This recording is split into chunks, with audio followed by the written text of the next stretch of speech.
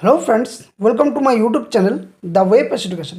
So friends, এই মুহূর্তে একটা গুরুত্বপূর্ণ আপডেট, সেটা হচ্ছে প্রাথমিকে এনআরএস ডিএলএডদের যে মামলা খারিজ করা হয়েছিল তার অর্ডার কপি কিন্তু সুপ্রিম কোর্টের তরফ থেকে কিন্তু দেওয়া হয়ে গেছে। তো সুপ্রিম কোর্টের অর্ডার কপিতে কী নির্দেশ দিয়েছেন বিচারপতি, কেন এই মামলা খারিজ করা হয়েছে, এনআরএসদের প্রাথমিকে এরপর থেকে চাকরি পাওয়া আরও কঠিন হয়ে গেল, কোন নির্দেশগুলো মানতে হবে এনআরএস প্রার্থীদের, তো সম্পূর্ণ তথ্য এবং অর্ডার কপিতে কী নির্দেশ দেওয়া হয়েছে তার ব্যাখ্যা করবো এই ভিডিওর মধ্য দিয়ে। তো তার আগে বলে রাখি, যারা চ্যানেলে নতুন আছো অবশ্যই বলবো চ্যানেলটি সাবস্ক্রাইব করো এবং পাশে থাকা বেল নোটিফিকেশন অন করো এই ধরনের সমস্ত নিউজ, চাকরির আপডেট, নোটিফিকেশান, কেস আপডেট সম্পর্কে ডিটেলস তথ্য পাওয়ার জন্য। আর সাথে সাথে বলবো যে এই যে কেস আপডেটগুলো দেওয়া হচ্ছে তার পিডিএফ ফাইলগুলো যদি পেতে চাও অবশ্যই দ্য ওয়ে পেস এডুকেশন যে অফিসিয়াল টেলিগ্রাম চ্যানেল এবং দ্য ওয়ে পেস এডুকেশন যে অফিসিয়াল ফেসবুক পেজ, দুটোতে কিন্তু যুক্ত হয়ে যাবে সকলে। আর ভিডিও ডেসক্রিপশন বক্সে দুটোরই লিঙ্ক কিন্তু প্রোভাইড করা হবে। তো অবশ্যই চ্যানেলটি সাবস্ক্রাইব করো আর ভিডিওটা দেখার সাথে সাথে একটা লাইক ও শেয়ার অবশ্যই করবে। তো চলো আমরা ডিটেলস কিন্তু ভিডিওর মধ্য দিয়ে কী কী রয়েছে অর্ডার কপিতে তার ডিটেলস আলোচনা করার চেষ্টা করব। তো প্রথমত যে বিষয়টা বলে রাখি যে 21 তারিখ, গত 21শে জুলাই এই মামলার কিন্তু শুনানি হয়, যেখানে প্রধান বিচারপতি এবং অনারেবল চিফ জাস্টিস কে বিনোদ চন্দ্রনের ডিভিশন বেঞ্চে মামলার শুনানি হয়। মামলার ডায়েরি নাম্বার ছিল 37180/2025, যেখানে Koushik Das versus the states of West Bengal নিয়ে এই মামলাটা কিন্তু হয়। এর কিন্তু আরেকটা মামলা চলছে যেটা 25 তারিখে শুনানি হওয়ার কথা, কিন্তু দেখা যাক এই মামলার পরবর্তী শুনানি কবে হয় সেটা এখনও জানার প্রশ্ন, কারণ 25 তারিখ তো পার হয়ে গেছে অলরেডি। তো এটা কিন্তু 5ই আগস্ট কিন্তু এই মামলার শুনানি, যেটা মূল মামলা একটা রয়েছে সেটা কিন্তু হবে। তো এই যে মামলাটা হয়েছিল সেটা হচ্ছে এনআরএস ডিএলএডদের তরফ থেকে যারা ডকুমেন্টস ভেরিফিকেশনের জন্য ডাক পেয়েছিল সুপ্রিম কোর্টের তরফ থেকে, যে অর্ডার কপিতে রায় দিয়েছিল, বা কলকাতা হাইকোর্টে যে পরপর 3বার অর্ডার কপি যে কেস হয়েছিল সেখানেও কিন্তু অর্ডার কপিতে রায় দেওয়া হয়েছিল যে এনআরএসদের ডকুমেন্টস ভেরিফিকেশনের মধ্য দিয়ে প্রাথমিকের সুযোগ করে দেওয়া। তো সেই সুযোগ করে দেওয়ার জন্য প্রাথমিক পর্ষদের তরফ থেকে কিছু ক্রাইটেরিয়াগুলো এবং ডকুমেন্টস ভেরিফিকেশনের জন্য যে সমস্ত ক্রাইটেরিয়া বা কিছু ডকুমেন্টস তাদেরকে সাবমিট করতে বলা হয়েছিল সমস্ত এনআরএস ক্যান্ডিডেটদের, যাদেরকে ভেরিফিকেশনের জন্য ডাকা হয়। তো সেই ডকুমেন্টস ভেরিফিকেশন করতে গিয়ে অনেক এনআরএস ক্যান্ডিডেট চাকরি প্রার্থী সমস্যার মধ্যে পড়েছিল, যার পরিপ্রেক্ষিতে তারা কিন্তু সুপ্রিম কোর্টে দ্বারস্থ হয়। এবং এখানে কিন্তু সরাসরি বিচারপতি বলে দেন যে যে ডকুমেন্টস ক্রাইটেরিয়াগুলো ভেরিফিকেশনের জন্য করা হচ্ছে বা ডাকা হচ্ছে অবশ্যই সেগুলো থাকা দরকার, এবং ওগুলো নিজস্ব রাজ্য সরকার তথা যে প্রাথমিক পর্ষদ রয়েছে তাদের কিন্তু নিজস্ব দায়িত্ব এবং কর্তব্য যে ওনারা নিজের মতো করে কিন্তু ডকুমেন্টস ভেরিফিকেশন করতে চাইবে, যেখানে পে স্লিপ থেকে শুরু করে টেট পাস সার্টিফিকেট থেকে শুরু করে ওয়েমার শিট, 6 মাসের যে পে স্লিপ, এই সমস্ত বিষয় নিয়ে কিন্তু অনেক এনআরএস ক্যান্ডিডেটদের নানান সমস্যার সম্মুখীন হতেছিল বলে এই কেস মামলাটা কিন্তু হয়। তো মামলা কিন্তু পুরোপুরি কিন্তু সুপ্রিম কোর্টে বিচারপতি খারিজ করে দেয়, এবং তিনি গুরুত্বপূর্ণ একটা মন্তব্য করেছিলেন যে যদি আপনাদের কাছে কোনো যদি ডকুমেন্টস সেরকমভাবে আপনার ফুলফিল করতে না পারছেন তাহলে অবশ্যই আপনার চাকরি থেকে বরখাস্ত হবেন বা বাদ যাবেন। তো এখানে কোনো আর দ্বিমত পোষণ করেননি বিচারপতি, এবং সেখানে সম্পূর্ণ মামলাটি কিন্তু খারিজ করে দেয় সেই মুহূর্তের ডিভিশন বেঞ্চে। তো কী কী মামলার বিষয় ঘটেছে আমরা যদি অর্ডার কপি দেখি, তো তার আগে ডিটেলস বিষয়টা কী সেটা আমি বাংলাতে অবশ্যই জানিয়ে দেবো। তো তার আগে অর্ডার কপিতে কী রয়েছে সেটা একটু আমরা জানার চেষ্টা করি। তো এই যে ম্যাটারটা সেটা সুপ্রিম কোর্টে কিন্তু আইটেম নম্বর 6-তে ছিল, কোর্ট নাম্বার 1-এ কিন্তু এই মামলার শুনানি হয় আইটেম নম্বর 6-এ, এবং সেখানে শুনানি চলাকালীনই কিন্তু বিচারপতি প্রথমেই কিন্তু মামলাটি খারিজ করে দেয়।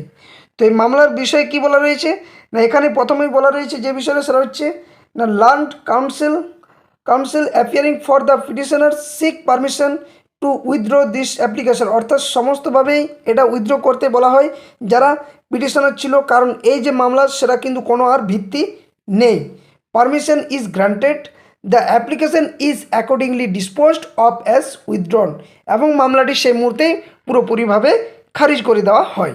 তো এটা ছিল অর্ডার কপিতে যে বিষয়টি বলা হয় সুপ্রিম কোর্টের তরফ থেকে, যেখানে বিচারপতির ডিভিশন বেঞ্চে মামলার শুনানি হয়েছিল। তো এর যদি আমরা বাংলা ব্যাখ্যা করি তো অবশ্যই বিষয়টা জানতে পারবো যে কী রয়েছে বিষয়টার মধ্যে। তো এখানে দেখো হেডিংটাতে দেওয়া রয়েছে, এবং আমি প্রত্যেকটা ভিডিওতে এভাবে বিষয়গুলো শেয়ার করে থাকি যাতে করে সকলের বুঝতে সুবিধা হয় যে সুপ্রিম কোর্ট তথা কলকাতা হাইকোর্টে যে সমস্ত কেস আপডেট বা মামলাগুলো হয় প্রাথমিক বা এসএসসি বা যে কোনো ওবিসি মামলা সংক্রান্ত, তার ডিটেলস কিন্তু আলোচনা করার চেষ্টা করি, এবং আশা করি সকলে এই মধ্য দিয়ে উপকৃত হয়ে থাকো। তো দেখো কী বলা রয়েছে না, প্রাইমারি টিচার কেস, প্রাথমিক শিক্ষক নিয়োগ মামলা খারিজ, এনআরএস ডিএলএড প্রার্থীদের ভবিষ্যৎ অনিশ্চিত। তো প্রাইমারি টিচার্স কেস কি না, সাম্প্রতিক একটি গুরুত্বপূর্ণ রায়ে ভারতের সর্বোচ্চ আদালত প্রাথমিক শিক্ষক নিয়োগ সংক্রান্ত একটি মামলা খারিজ করে দিয়েছে, যার ফলে অনার্স ডিএলএড প্রার্থীদের ভবিষ্যৎ এক গভীর অনিশ্চয়তার মধ্যে পড়েছে। এই মামলাটি মূলত পশ্চিমবঙ্গ প্রাথমিক শিক্ষা পর্ষদের বিরুদ্ধে করা হয়েছিল, যেখানে নথি যাচাই প্রক্রিয়ার কঠোর নিয়মাবলীর বিরুদ্ধে কিন্তু আবেদন জানানো হয়েছিল সুপ্রিম কোর্টে। তো মাননীয় প্রধান বিচারপতি বেঞ্চে এই মামলাটি খারিজ করে দিয়ে প্রাথমিক শিক্ষা পর্ষদের পক্ষে কিন্তু এই রায়টি দেওয়া হয়। কি বলা হয় যে মামলার প্রেক্ষাপটে কী ছিল বিষয়ে না, পশ্চিমবঙ্গ প্রাথমিক শিক্ষা পর্ষদ শিক্ষক নিয়োগের জন্য একটি বিজ্ঞপ্তি জারি করেছিল, যেখানে প্রার্থীদের 12টি নির্দিষ্ট নথি যাচাইয়ের জন্য জমা দেওয়ার কথা বলা হয়। অনেক অনার্স ডিএলএড প্রার্থীর পক্ষে এই সমস্ত নথি সংগ্রহ করা কঠিন হয়ে পড়ে। এই পরিস্থিতিতে প্রার্থীরা আদালতের দ্বারস্থ হন এবং নথি যাচাই প্রক্রিয়ায় কিছুটা শিথিলতার জন্য আবেদন করেন। তাদের মূল আবেদন ছিল যাতে কম সংখ্যক নথি বা ডকুমেন্টস বা বিকল্প কোনো নথি জমা দিয়েও যাতে যাচাই প্রক্রিয়া সম্পন্ন করা হয়, তার জন্যই তারা কিন্তু সুপ্রিম কোর্টে দ্বারস্থ হয়। কিন্তু যেখানে সুপ্রিম কোর্ট পুরোপুরিভাবে মামলাটি খারিজ করে দেয়। এবং আমি এই ভিডিওর উপরে আজ সন্ধ্যার দিকে কিন্তু একটা আপডেট ভিডিও নিয়ে আসবো, যেটা আমি কমিউনিটি পোস্টও করেছি, যে এখনও পর্যন্ত অনার্স কতজন ভ্যালিডভাবে ডকুমেন্টস ভেরিফিকেশন করতে পারলো, যে ডকুমেন্টস ভেরিফিকেশন প্রক্রিয়া চলছে অনার্সদের তার ভিত্তিতে। যেখানে প্রথম ফেজে যে ডকুমেন্টস ভেরিফিকেশন, যেখানে সুপ্রিম কোর্টের রায় ছিল প্রায় 1200 মতো ক্যান্ডিডেট, তাদের কিন্তু অলরেডি ডকুমেন্টস ভেরিফিকেশন হয়ে গেছে।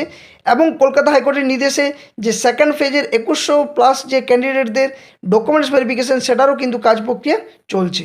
22 তারিখ থেকে শুরু হয়ে গেছে এবং কত হয়েছে তার ডিটেলস ভিডিও কিন্তু পরবর্তী একটা ভিডিও নিয়ে আসবো আজ সন্ধ্যার মধ্যে। তো অবশ্যই চ্যানেলটি সাবস্ক্রাইব করে পাশে থাকো যারা এই ধরনের নিউজগুলো পাওয়ার জন্য অপেক্ষা করছো। তো সুপ্রিম কোর্টের পর্যবেক্ষণ কী ছিল এই মামলাতে না, মাননীয় প্রধান বিচারপতি মামলাটি শোনার সময় স্পষ্ট জানিয়ে দেন যে কোনো রকম যাচাই ছাড়াই বা প্রয়োজনীয় নথি ছাড়া নিয়োগ প্রক্রিয়া সম্পন্ন করা সম্ভব নয়। তিনি বলেন, কোনো রকম যাচাই ছাড়া এবং কোনো প্রকার নথি বিবেচনা না করে নিয়োগ দেওয়া যায় না। আদালত মনে করে যে অনার্স ডিএলএড সংক্রান্ত সমস্ত বিষয় এর আগেই কিন্তু যথেষ্টভাবে বা স্পষ্টভাবে ব্যাখ্যা করা হয়েছে এবং এই বিষয়ে নতুন করে আর কিছু বলার নেই, এই বলে কিন্তু বিচারপতি মামলাটি খারিজ করে দেয়। তো আবেদনকারীদের এই মুহূর্তে কী পরিণতি হয়েছে বা কী হতে চলেছে, তো আদালতে আবেদনকারীদের আইনজীবীকে বেশি সময় দেওয়া হয়নি এবং শেষ পর্যন্ত মামলাটি খারিজ করে দেওয়া হয়। মামলার অফিসিয়াল স্ট্যাটাসে এটিকে ডিসমিসড অ্যাজ উইথড্রন, যেটা আমি দেখালাম, হিসেবে কিন্তু দেখানো হয়েছে, যার অর্থ হলো আবেদনকারীদের মামলাটি প্রত্যাহার করতে বলা হয়েছিল এবং তার ফলেই এটি কিন্তু খারিজ হয়ে যায়। তো প্রার্থীদের উপর কী প্রভাব পড়ছে এক্ষেত্রে অনার্সদের যে প্রাথমিকে, তাহলে কি আর কি চাকরি পাওয়া সম্ভব নয়? তো দেখো, এক্ষেত্রে একটা কথা বলে রাখি সকলের স্বার্থে, যে অনার্স ডিএলএড বা যে কোনো ক্যান্ডিডেট, সেটা ফ্রেশ ক্যান্ডিডেট হোক বা যে কোনো, যখন যা নিয়ম সেই নিয়মের পরিপ্রেক্ষিতে কিন্তু ডকুমেন্টস যাচাই অবশ্যই পর্ষদের তরফ থেকে করা হবে এবং সেক্ষেত্রে যদি ডকুমেন্টস সঠিকভাবে জমা করতে পারা যায় তাহলেই কিন্তু সেই চাকরির যোগ্য এবং সেই চাকরি পাবে। এবং এর আগে আমি গত 2-3 মাস আগে যখন এই অর্ডার কপি এসেছিলো, তার 1 মাস পরেই কিন্তু আমি বিষয়টা জানিয়েছিলাম অনেককেই, যে প্রাথমিক পর্ষদ থেকে কিছু ডকুমেন্টস ভেরিফিকেশনের জন্য সুযোগ দেওয়া হবে এবং সেক্ষেত্রে যদি ডকুমেন্টস দেখাতে না পারে, সেটা পর্ষদের নোটিশও কিন্তু দেওয়া হয়েছে, তারা কিন্তু আর সেই ডকুমেন্টস ভেরিফিকেশন প্রক্রিয়া তথা 2022 স্টেট যে রিক্রুটমেন্ট প্রক্রিয়ার মধ্যে অংশগ্রহণ করতে পারবে না। এবং যার পরিপ্রেক্ষিতেই কিন্তু এটা ঘটেছে, আমি এর আগে কিন্তু এর পূর্বাভাস দিয়ে দিয়েছিলাম। তো প্রার্থীদের উপর কী প্রভাব না, এর ফলে অনার্স ডিএলএড প্রার্থীদের এখন নিয়োগ প্রক্রিয়ায় অংশ নিতে হলে পর্ষদের যে নির্ধারিত 12টি নথি সেটি জমা দিতে হবে। এটা আশঙ্কা প্রকাশ করা হচ্ছে যে প্রায় 99% প্রার্থীই কিন্তু সম্ভবত এই সমস্ত নথি সংগ্রহ করতে পারবে না। এর ফলে তাদের পক্ষে প্রাথমিক শিক্ষকের চাকরি পাওয়াটা কিন্তু অত্যন্ত কঠিন হয়ে পড়বে বলেও মনে করা হচ্ছে। এবং যারা অনেকে প্রশ্ন করে যে 2022 স্টেট ইন্টারভিউর সময় অনার্সরা বসতে পাবে কি না, সকলে বসতে পাবে, এটা কোনো দ্বিধাগ্রস্ত নয়, কারণ সুপ্রিম কোর্টে একটা রায় রয়েছে যে 18 মাসের অনার্স ডিএলএড ক্যান্ডিডেটরাও সম সুযোগ কিন্তু পাবে প্রাথমিক নিয়োগ প্রক্রিয়ার ক্ষেত্রে। কিন্তু তার মধ্যে পর্ষদের তরফ থেকে যে সমস্ত ডকুমেন্টস ভেরিফিকেশনের যে ক্রাইটেরিয়াগুলো, ওটাও কিন্তু তাদেরকে ফুলফিল করতে হবে, তবেই তারা চাকরি পাবে, নতুবা পাবে না। এবং পরবর্তী ইন্টারভিউ যেগুলো ঘটবে সেখানেও কিন্তু একইভাবে এই নথি বা যাচাই কিন্তু অবশ্যই ডকুমেন্টস ভেরিফিকেশন করবে। সেক্ষেত্রে বলবো যে আগের থেকে যারা অথেন্টিকভাবে চাকরি করছো বা এনআরসি যারা ছিলে বা এনআরসি থেকে যারা ডিএলএড করেছো, অথেন্টিক সমস্ত কাগজপত্র নথি কিন্তু আগের থেকে জোগাড় করে রাখো, নতুবা পরে কিন্তু সমস্যা এই ধরনের হবে, তখন আর কিন্তু কোনো রাস্তা থাকবে না। তো এই ছিল মামলার মূল আপডেট বা এই মামলার ক্ষেত্রে মূল বিষয়গুলো কী সেগুলো তুলে ধরলাম। আশা করছি ভিডিওটি সকলে ভালো লেগেছে এবং পরবর্তী আজকে দেখছি সন্ধ্যার মধ্যে সময় পেলে আরেকটা ভিডিও নিয়ে আসবো, যেখানে ফার্স্ট ফেজে কতজন ডকুমেন্টস ভেরিফিকেশন করতে পারলো, কতজন বাদ গেল, বা সেকেন্ড যে ডকুমেন্টস ভেরিফিকেশন চলছে সেটার ক্ষেত্রে বা কী প্রভাব পড়ছে তার ডিটেলস কিন্তু একটা ভিডিও নিয়ে আসবো। তো অবশ্যই চ্যানেলটি সাবস্ক্রাইব করো, পাশে থাকা বেল নোটিফিকেশন করো। আর যারা চ্যানেলে নতুন আছো অবশ্যই কিন্তু দ্য ওয়েব পেজ এডুকেশন যে official Telegram channel, official Facebook page দুটোতেই যুক্ত হয়ে যাবে। ভিডিওটি শেয়ার যতটা পারবে করো আর লাইক অবশ্যই একটা করবে। ধন্যবাদ, জয় হিন্দ, সকলে সুস্থ থাকো, ভালো থাকো।